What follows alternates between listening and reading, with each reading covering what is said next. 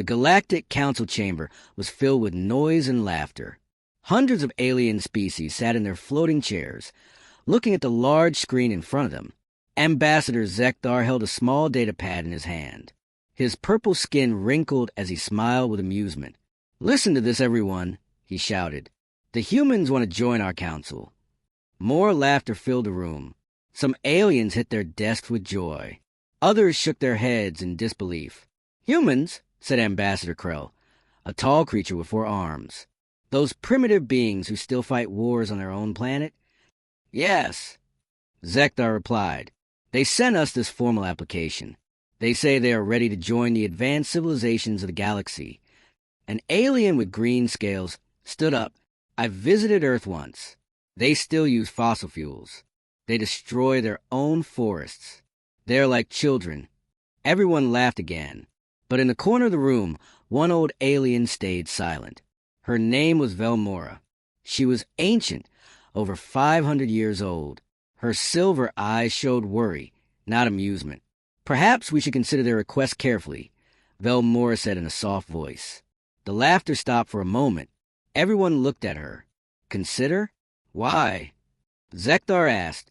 "They are weak. They have no advanced technology. What can they offer us?" Velmora slowly walked to the center of the room. Her old body moved carefully. "Because I remember something," she said. 300 years ago, another council laughed at humans. The Krell Dominion. They were powerful. They controlled 300 star systems. "So, what happened?" asked the young alien. Velmora's face turned dark. "That council does not exist anymore. The Krell Dominion was completely destroyed." Silence fell over the room. The laughter died instantly. You don't mean..." Krell whispered. "Yes," Velmora said.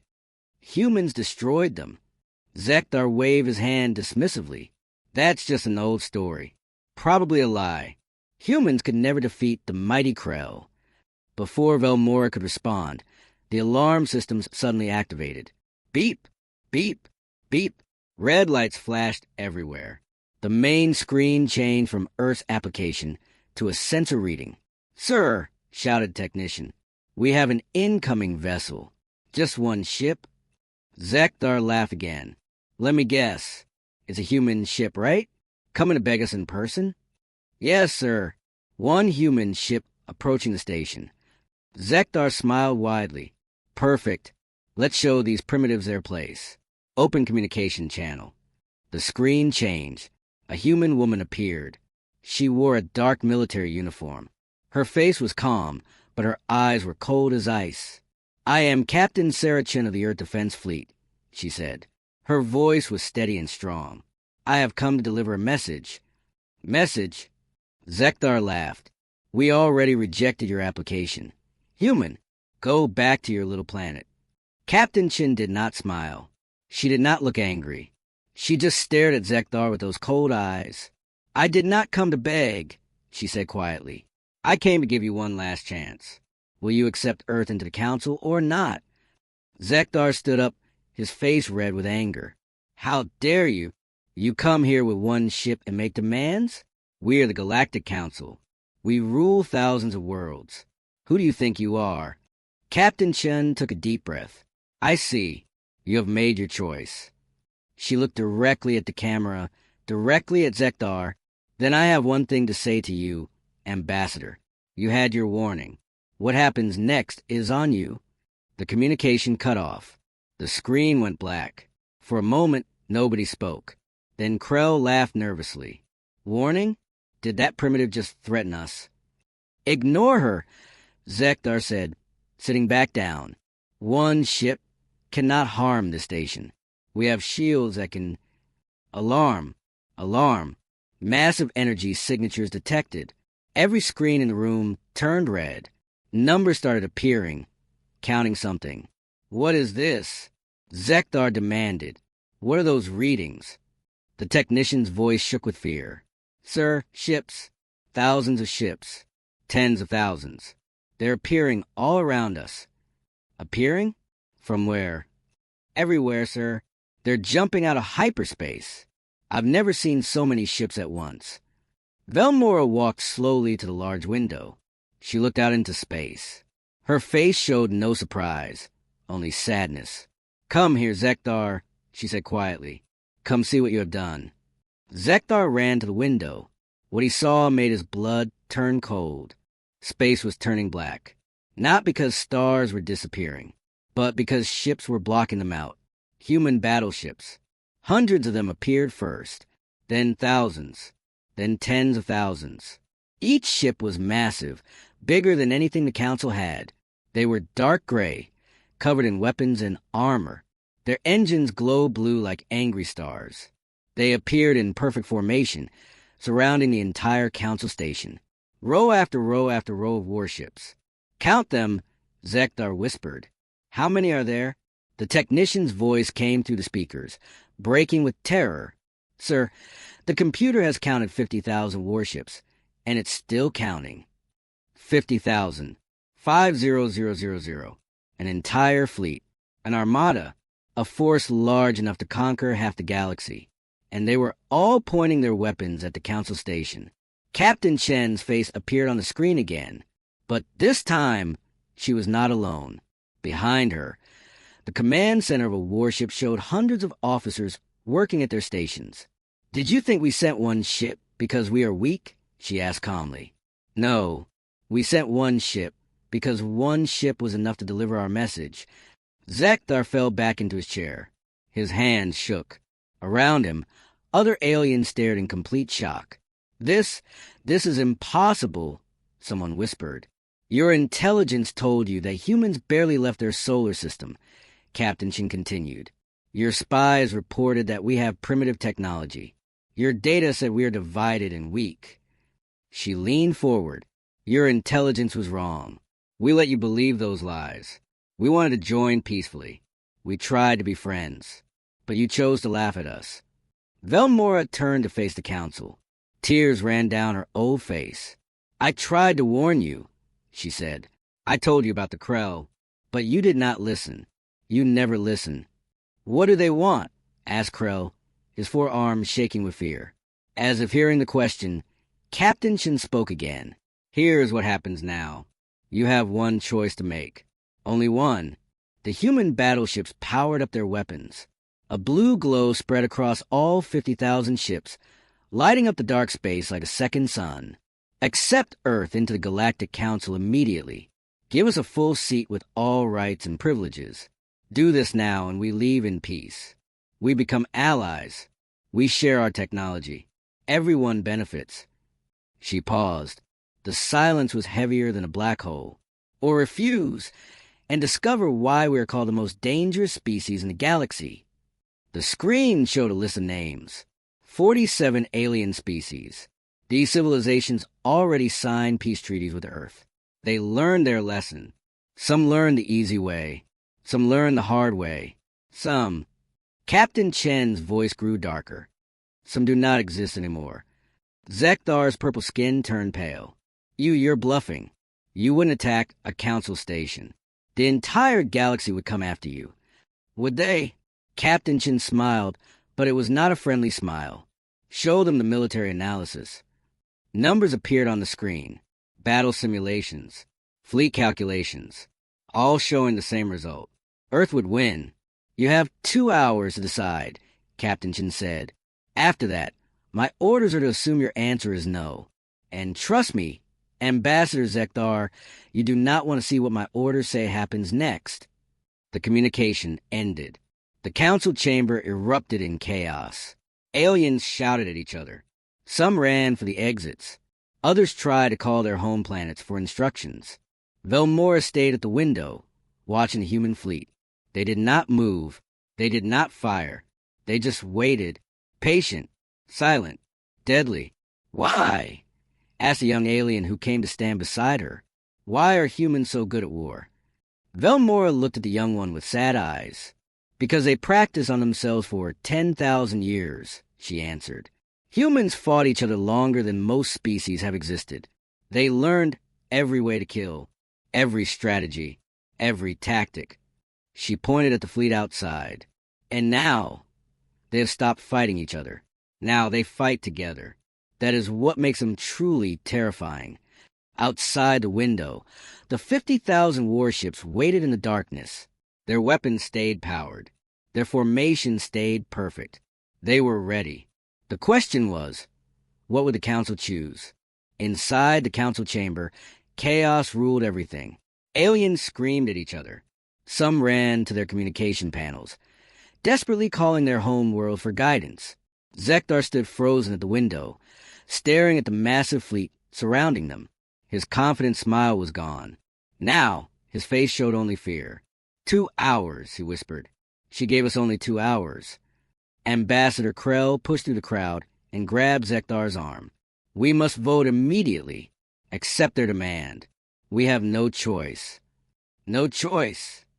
Zekdar turned to face him, anger mixing with his fear. If we surrender to their threats, we show weakness. Every species in the galaxy will think they can threaten the Council. Better to look weak than to be dead. Krell shouted back. Velmora walked slowly to the center of the room. She raised her hand for silence. Gradually, the noise decreased. Listen to me, all of you, she said. Her old voice carried authority that made everyone stop and listen. I know you are scared. I am scared too. But we need to understand something important. She activated a holographic display. Images appeared in the air, showing old battle records. 200 years ago, my people fought the humans. The war lasted only 1 week. In that week, we lost 70% of our entire military fleet. Gasps filled the room. 70% in 1 week was unthinkable. How? Someone asked. How is that possible? Because humans do not fight like us, Velmore explained. We follow rules of war. We have honor codes. We fight battles in predictable ways. She paused. Humans have no such limitations.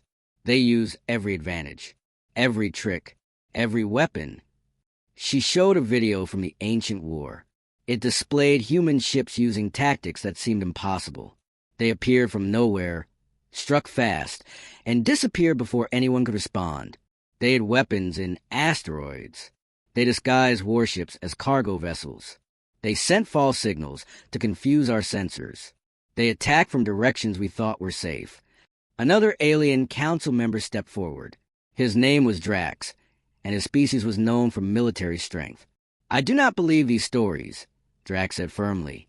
50,000 ships is impressive. Yes, but the Council has defense fleets too. If we call all member species for help, we can match their numbers. Several aliens nodded in agreement. Hope appeared on some faces. Finally, someone talking sense.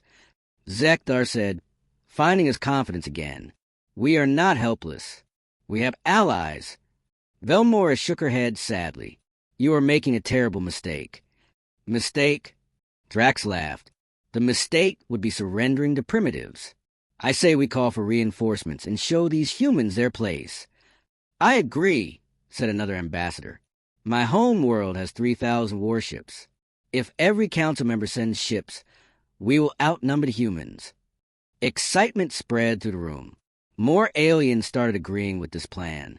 Zekdar stood tall again, his fear replaced by pride. Yes, we will show Earth that the Galactic Council does not bow to threats. Send the message. Call all defense fleets to our location. No. Stop. Velmora shouted, but it was too late. Drax had already sent the emergency signal. Within minutes, responses came back. 15 different species confirmed they were sending their fleets immediately. Ha! Zekdar smiled. They will arrive within the hour. Combined, we will have over 80,000 ships. More than the humans. Velmora felt her heart sink. You fools. You just signed our death warrant. Outside the station, something changed in the human fleet. The blue glow from their weapons shifted. Now it turned red. Red meant war mode. Inside Captain Chen's flagship, officers monitored the Council's communications. They had been listening to everything. Captain, said a young officer, they are calling for military reinforcements. Multiple Council fleets are jumping to this location. Captain Chen closed her eyes and took a deep breath. When she opened them, they were harder than before. How many ships are they bringing? Initial estimates show approximately 80,000 vessels, ma'am. 80,000, Jim repeated quietly. They chose the hard way. She stood up from her command chair and walked to the communication station. Send priority message to Earth Fleet Command. Authorization code, red sky. Tell them to activate full deployment protocol. The communications officer turned pale. Ma'am, red sky means... I know what it means, Lieutenant. Execute the order. Yes, ma'am. Back on Earth, deep inside the military command center, Admiral James Rodriguez received a message. His face showed no surprise, only sadness. They chose war, he said to his staff. Activate protocol, red sky. Deploy all 12 fleets. All 12, sir? That's... I know the numbers. Commander, just do it. On the council station, Velmora saw the color change in the human fleet. She grabbed Zekdar and shook him. Look at their ships. Red weapon systems. That means they activated war protocols. We need to stop this right now. It's too late, Zekdar said, but his voice shook. Our fleets are already coming. We cannot stop them. Then we are all going to die, Velmora whispered. Suddenly, Captain Chen's voice boomed through every speaker on the station. It was no longer calm and professional. Now it carried the weight of absolute authority. Attention, Galactic Council. Our sensors have detected your military mobilization. You are bringing approximately 80,000 warships to this location. She paused, and the pause felt like forever. We consider this an act of war. Under Earth Defense Protocol, we are authorized to respond with overwhelming force. The main screen showed Captain Chen standing on her bridge. Behind her, hundreds of officers worked frantically at their stations. You have exactly 10 minutes to reverse your decision. Call back your fleets. Accept our offer of peace. These are your options. Her face filled the screen, and her eyes seemed to look at each council member individually. If your reinforcement arrive, if even one of them powers weapons in our direction, we will consider it a declaration of total war. And I promise you this. She leaned closer to the camera. You will regret that choice for the rest of your very short lives. The communication ended. The screen went black. In the council chamber, nobody spoke. Nobody moved. They barely breathed. 10 minutes. They had 10 minutes to decide the fate of the entire galaxy. Zekdar looked at the countdown timer that appeared on every screen. 9:47, 9:46, 9:45. What have I done? He whispered. The countdown continued on every screen in the council chamber. 8:23, 8:22, 8:21. Zekdar stood paralyzed, watching the numbers drop. His hands trembled. Sweat dripped from his purple skin. Call them back, Velmora said urgently. Call back the fleets right now. I cannot, Zekdar stammered. Drax sent the signal. He has authority codes, not me. Everyone turned to look at Ambassador Drax. The military leader stood with his arms crossed, his face showing stubborn pride. I will not call them back, Drax said firmly. We are not cowards. The Council does not surrender to threats. This is not about courage. Velmora shouted. This is about survival. 7:15, 7:14, 7:13. Outside the station, space began to shimmer. The first Council reinforcement fleet arrived. 3,000 ships from Drax's home world appeared in formation. Then another fleet jumped out of hyperspace. Then another, and another. Within 2 minutes, 80,000 Council warships surrounded the human fleet. They outnumbered the humans now. The Council forces formed defensive positions, their weapons powering up. Inside the Council chamber, some aliens started cheering. Hope returned to their faces. See, Drax said with a smile. We are stronger. Now the humans will think twice before making threats. But Velmora did not cheer. She watched the human fleet carefully. They did not move. They did not panic. They just waited. That silence was more terrifying than any weapon. 5:47, 5:46, 5:45. Captain Chen's face appeared on the screen again, but something was different. She looked tired now. Sad even. You brought your fleets, she said quietly. We gave you a chance for peace. We offered friendship. We wanted to join you as equals, as partners.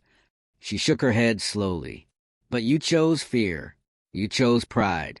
You chose war. Zekdar found his voice. We are not afraid. You are outnumbered now, human. 80,000 against your 50,000. Leave now while you still can. Captain Chin actually smiled. Not a happy smile. A knowing smile. Outnumbered? You think 50,000 ships is our full strength. Confusion spread across the alien faces. What do you mean? Asked Krell nervously. Let me tell you a story, Captain Chin said. A story about why humans learned to build so many ships. For 12, for 11, for 10, the screen changed. It showed an image of Earth from space. Beautiful, blue and green, peaceful. 300 years ago, an empire called the Krell Dominion found our planet. They were powerful. They ruled 300 star systems. They had conquered countless species. Images appeared showing massive Krell warships. They were enormous, covered in weapons. The Krell Emperor looked at Earth and decided he wanted it. He sent us a message. Simple and clear. Surrender or die. What did humans do? Velmora asked, though she already knew part of this story. We said no. The Krell laughed. They sent 10,000 warships to conquer Earth. They thought it would take one day. 308, 307, 306. They were right. It did take one day. But not the way they expected. The screen showed a battle. Krell ships approaching Earth. Confident. Unstoppable. Then Earth's moon split open. Not literally split, but massive hangar doors opened across its surface. Thousands of weapons emerged. Hundreds of ships launched from hidden bases. We turned our moon into a fortress. We had weapons on asteroids. We built secret shipyards in empty space. We prepared for 10 years before the Krell even knew we existed. The video showed the battle. It was brutal, fast, efficient. The Krell lost all 10,000 ships in 6 hours. Not one escaped. Gasps filled the council chamber. They sent another fleet. 25,000 ships this time.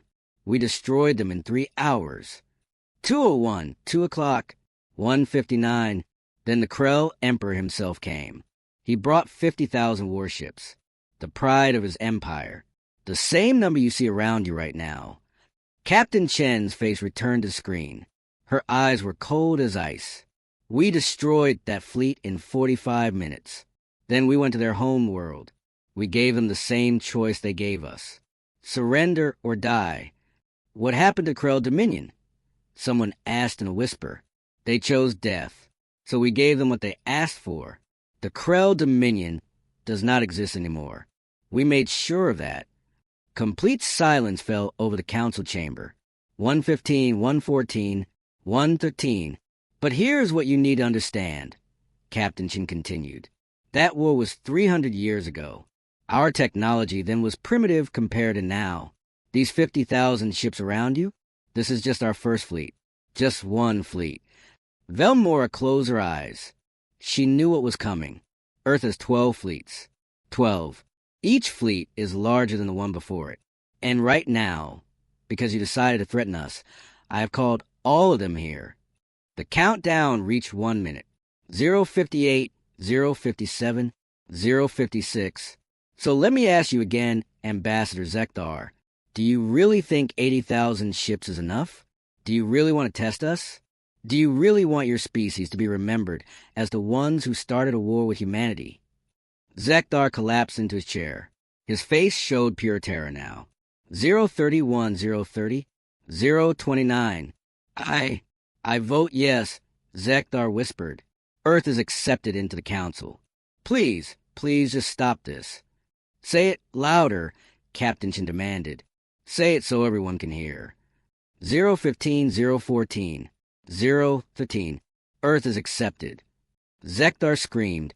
Earth is part of the Galactic Council. We accept. We surrender. Please. Captain Chin looked at her officers. Confirm the vote. Confirm, Captain. Official council vote recorded. Earth is now a council member.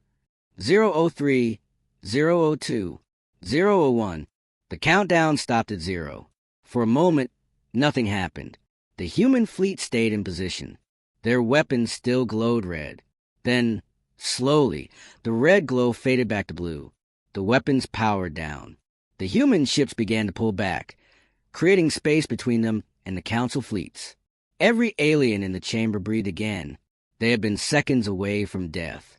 Captain Chen's expression softened slightly. Thank you for making the right choice. We look forward to working with you. She reached to end the communication, then paused. Oh, and one more thing. You asked if 80,000 ships was enough. She smiled, that knowing smile again. Look behind you. Every alien turned to look at the windows. Their eyes went wide with shock. Space was opening up, not just in a few places. Everywhere, hundreds of portal openings appeared all around them, and through those portals, ships began to emerge. Human ships, thousands of them, tens of thousands, hundreds of thousands. The other 11 fleets had arrived. They kept coming, and coming, and coming, like an endless wave of metal and firepower. The Council fleets were now surrounded by over 1 million human warships. This is what you would have faced, Captain Chen said calmly. This is what happens when you threaten Earth. We don't bluff. We don't make empty threats. We make promises. She let them stare at the overwhelming force for a long moment. But since you made the right choice, these fleets will now leave peacefully. Consider this a demonstration of what friendship with Earth means. When you are our allies, this fleet protects you. When you are our enemies, she did not need to finish that sentence. Welcome to the partnership. Council members, our first official meeting will be in 3 days. We have much to discuss.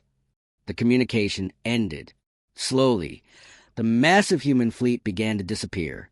Ships jumped back into hyperspace, returning to wherever they came from. Within 10 minutes, only the original 50,000 remained. Then even those began to leave. Soon, only one ship stayed behind. Captain Chen's flagship. A final reminder.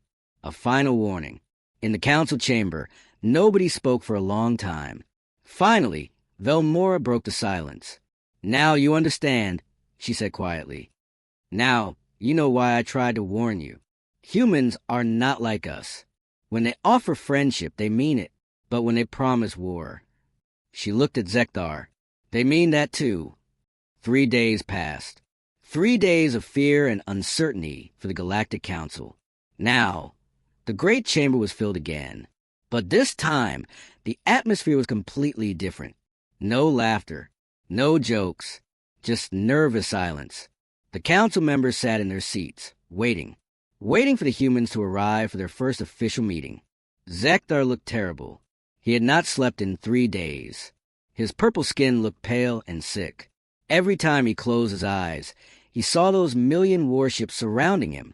They will be here soon, Velmora said, sitting beside him. Her voice was gentle now, not angry. What will they demand from us? Zekdar asked quietly. Control of our military? Our resources? Our planets? I do not know, but we will find out. The main doors opened. Every alien head turned to look. Captain Sarachin walked in, but she was not wearing her military uniform anymore. Instead, she wore simple civilian clothes, a blue jacket and black pants. She looked normal, almost friendly. Behind her walked 5 other humans, scientists in white coats, diplomats in formal suits, engineers carrying data pads. They walked to the center platform and stood before the council. Captain Chen smiled warmly. Thank you for having us, she said. Her voice was kind, not threatening. I know the last few days have been stressful for everyone. I apologize for the dramatic entrance. Apologize? The humans were apologizing? Confusion spread across alien faces. Chen continued. We did not want to intimidate you, but we needed you to take us seriously. We needed you to listen to what we have to say. And what do you want to say? Asked Drax carefully. His military pride was gone, replaced by caution. One of the human scientists stepped forward. An older man with gray hair and kind eyes. We want to tell you the truth, he said. The real truth about why we built such a massive fleet. The real reason we desperately wanted to join this council. He activated a holographic display. It showed a map of the galaxy. Beautiful, vast, peaceful. This galaxy had been relatively safe for thousands of years, correct? The scientist asked. Several aliens nodded. Small conflicts here and there, but no major existential threats. No species trying to destroy all life. The galaxy has been stable. Yes, Velmore confirmed. For 5,000 years we have had peace. Real peace. The human scientist's face grew serious. That peace is about to end. The hologram zoomed out, beyond the galaxy, into the dark, empty space between galaxies. 50 years ago, our deep space monitoring stations detected something. Something we hoped we would never see. Red dots appeared on the hologram, moving slowly toward their galaxy. We call them the Devourers. We do not know what they really are. Machine? Organic? Something else? We only know what they do. The hologram showed images. Planets stripped of all life. Worlds reduced to dead rocks. Entire star systems left empty and dark. They consume everything. All organic matter. All resources. All energy. They move from galaxy to galaxy, leaving nothing behind. Horror filled the council chamber. Some aliens stood up from their seats. Others covered their mouths in shock. This cannot be real, Zekdar whispered. Another human, a woman in a military uniform, spoke up. We have evidence. Recordings from probe ships. Analysis of destroyed civilizations. We have tracked their path across 3 neighboring galaxies. She showed more images. Dead worlds. Extinct species. Entire civilizations wiped from existence. How long? Asked Krell, his forearm shaking. How long until they reach us? The human scientist took a deep breath. 200 years. Maybe less if they move faster than our calculations predict. 200 years? Someone said. That is a long time. Maybe we can prepare. Maybe we can... 200 years is not long enough, Captain Chin interrupted firmly. Let me show you why. The hologram changed. It showed battle simulations. Numbers. Statistics. Probability calculations. The Devourers travel in swarms. Millions of ships. Maybe billions. We do not know the exact number, because no one has survived counting them all. She pointed at the data. Our military analysts ran every possible scenario. We calculated every strategy, every tactic, every advantage we could possibly have. The numbers on the hologram were devastating. Loss rates above 90%. Extinction probability, extremely high. To have even a 50% chance of survival, we need at least 10 million warships. 10 million, working together, using combined technology, fighting as one united force. Silence. Complete total silence. Earth currently has 1.2 million ships, Jin continued. That is only 12% of what we need. We have been building for 50 years, and we cannot build fast enough alone. Understanding began to dawn on the council members' faces. That is why you wanted to join us, Velmore said slowly. Not to conquer, not to control, but to unite us against this threat. Yes, Chin said simply. We need the entire galaxy working together. Every species, every resource, every brilliant mind focused on one goal, survival. One of the human engineers stepped forward, holding a data pad. We want to share everything with you. All our technology, all our weapons designs, all our shipbuilding techniques. He activated his pad. Thousands of blueprints appeared in the hologram.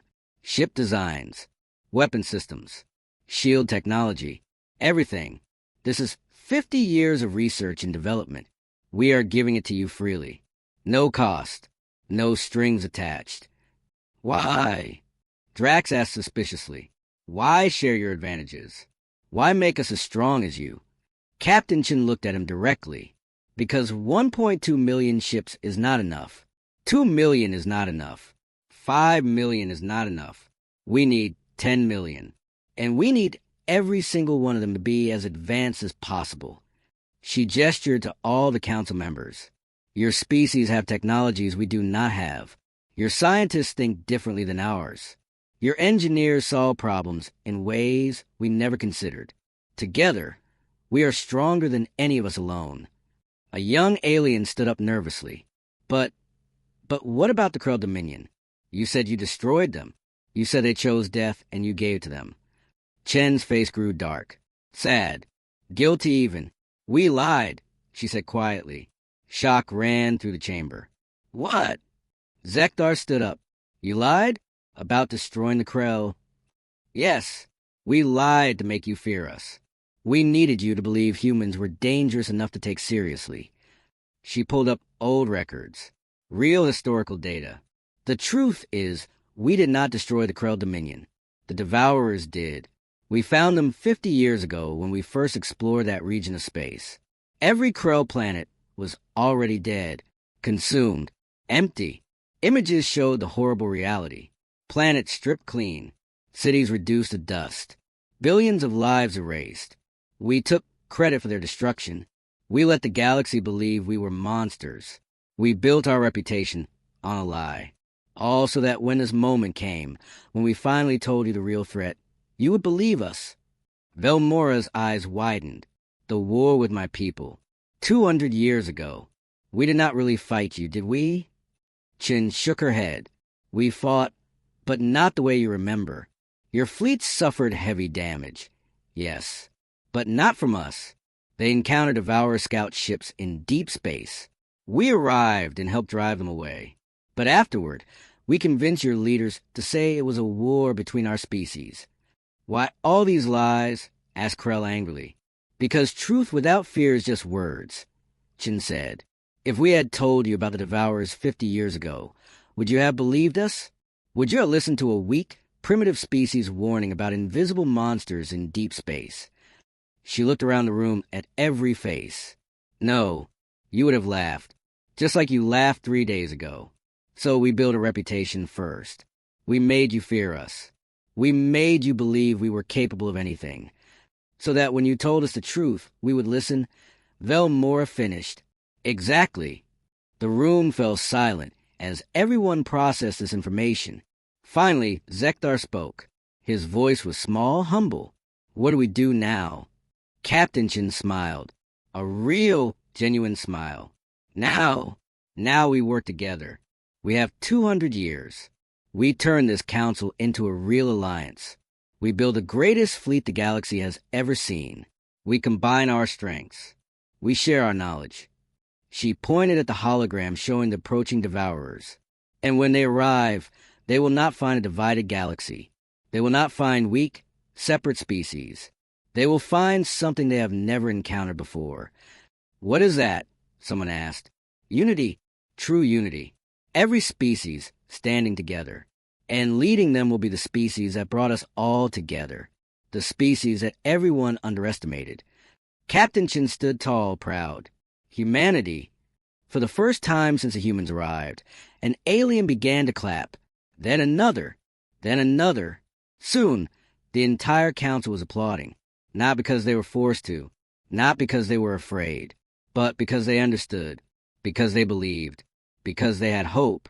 6 months had passed since Earth joined the Galactic Council. 6 months of incredible change. The council chamber looked different now.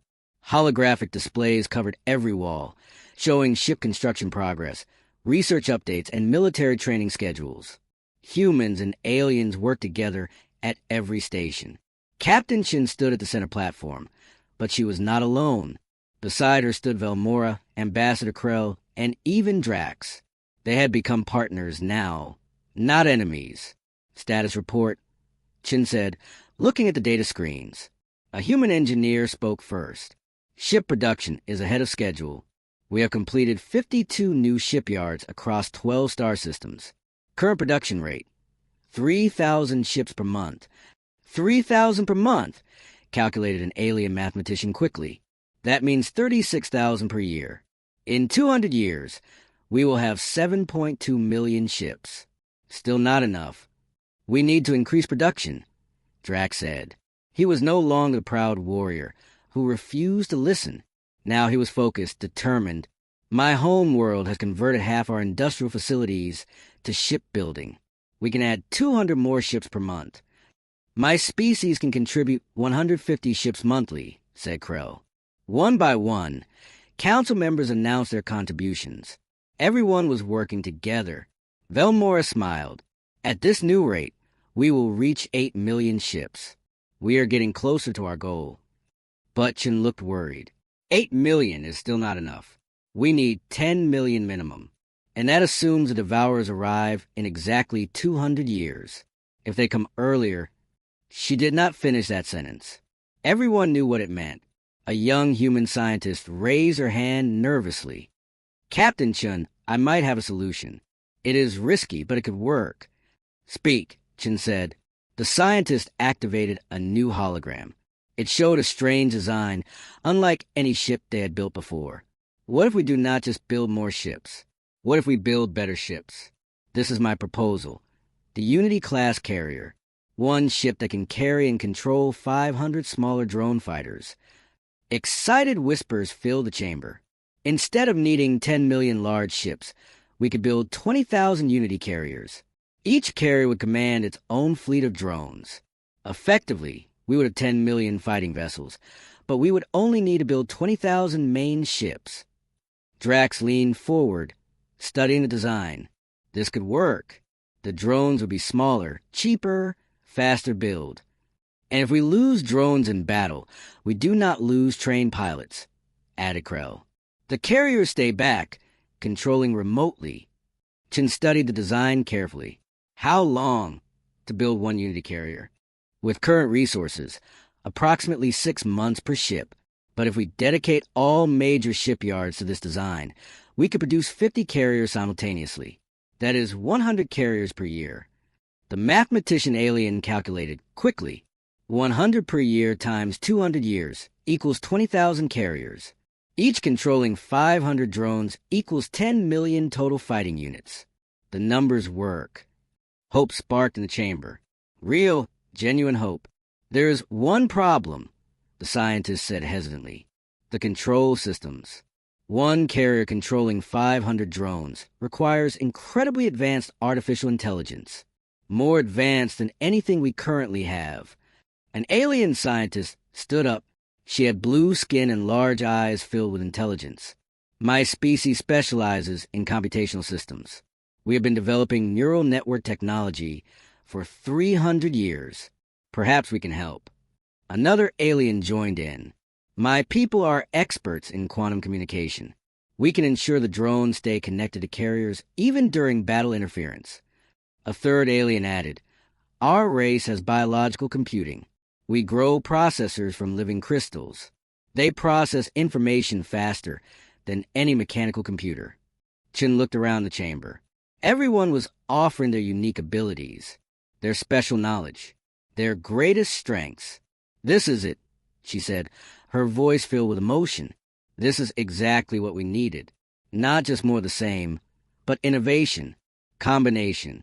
Every species contributing what they do best. Velmora placed a gentle hand on Chen's shoulder. You brought us together. Sarah, you made us into one people. No, Chen shook her head. The Devourers brought us together. I just helped open your eyes. Over the next months, the Unity Carrier project moved forward rapidly. Shipyards across 50 star systems began construction. Scientists from 20 different species worked on the control systems. Engineers combined human weapons with alien shield technology. The first prototype carrier was completed in 8 months instead of 12. It was massive, 3 kilometers long, bristling with launch bays and communication arrays. The test day arrived. The entire council watched nervously as the Unity carrier launched its drone fleet for the first time. 500 small fighters emerged like a swarm of metal insects. They moved in perfect coordination, responding instantly to the carrier's commands. They flew in complex formations, demonstrating combat maneuvers that would be impossible for individual pilots. It works, whispered the human scientist who designed it. It actually works. The chamber erupted in celebration. Aliens and humans hugged each other. Some cried with joy. Others laughed with relief. But Chun did not celebrate. She looked at the hologram showing the Devourer's approach. They were still coming. Slowly but certainly. "We have won a battle, not the war," she said quietly to Velmora. "We still have so much work to do." "But now we have hope," Velmora replied. "And we have each other. That is more than we had 6 months ago." Chin nodded. "You are right. Hope is powerful. And unity is our greatest weapon." The hologram showed new projections. With the Unity carriers, they would reach their goal of 10 million fighting vessels in 150 years, not 200. 50 years ahead of schedule. 50 years to train crews. 50 years to perfect tactics. 50 years to prepare. Drax approached with datapad. "Captain Chun, we have received volunteers for a new project. A deep space monitoring mission. We want to send scout ships closer to the Devourers, to learn more about them, to understand how they fight." "That is dangerous," Chin said. "Anyone who goes might not come back." "I know, but we cannot fight an enemy we do not understand. The volunteers know the risks. They want to go anyway." Chin looked at the list of volunteers. Humans, aliens, young and old, all willing to risk their lives for information that could save everyone. "These people are heroes," she said softly. "Yes," agreed Drax. "That is what unity creates. Not just combined strength, but shared courage." The mission launched 2 weeks later. 12 scout ships, each with mixed crews of humans and aliens. They jumped into deep space, heading toward the approaching darkness. Months passed. Then a year. The Council waited anxiously for reports. Finally, a transmission came through. Weak, damaged, but clear enough to understand. "This is Scout Ship 7. We made contact with Devourer Advanced Scouts. We engaged in combat. We lost 4 ships, but we destroyed 6 of theirs." The chamber fell silent. They destroyed Devourer's ships? That had never been done before. The transmission continued. The Unity carrier drones work against them. The Devourers are not used to facing coordinated swarms. They focus on individual targets. Our drones confused them, made them vulnerable. Cheers erupted, not because they had won, but because they had proven the Devourers could be beaten. "We are sending all combat data now. Study it. Learn from it. We will continue scouting as long as we can. Come home," Chen said into the communicator. "You have done enough. Come home safely." "Negative, Captain. We knew this was a one-way mission. We will keep sending information until we cannot anymore. Every piece of data we send might save billions of lives. That is worth our sacrifice." The transmission ended. Only 8 scout ships would eventually return, for were lost gathering information that would help save the galaxy. At the memorial service of the lost crews, Chin spoke to the assembled council. These heroes came from 7 different species. They spoke different languages. They looked nothing alike. But they died together, fighting for all of us. She looked at the memorial wall, showing faces of the lost. This is what the Devourers will face when they arrive. Not separate species, fighting alone. Not divided forces protecting only their own worlds. They will face a united galaxy. They will face every species standing together. And they will learn what our fallen heroes proved. That unity is not just about numbers. It is about sacrifice, about courage, about standing together even when facing death. The chamber was silent except for quiet crying. Aliens and humans mourned together. Shared grief for shared heroes. Velmora stood and spoke. "Let their sacrifice not be wasted. Let us build those 10 million ships. Let us train our crews. Let us perfect our tactics. And when the Devourers arrive, let us show them that this galaxy is not defenseless prey." She raised her hand in a salute. For fallen, for the future, for unity. Every being in the chamber, human and alien alike, raised their hands together.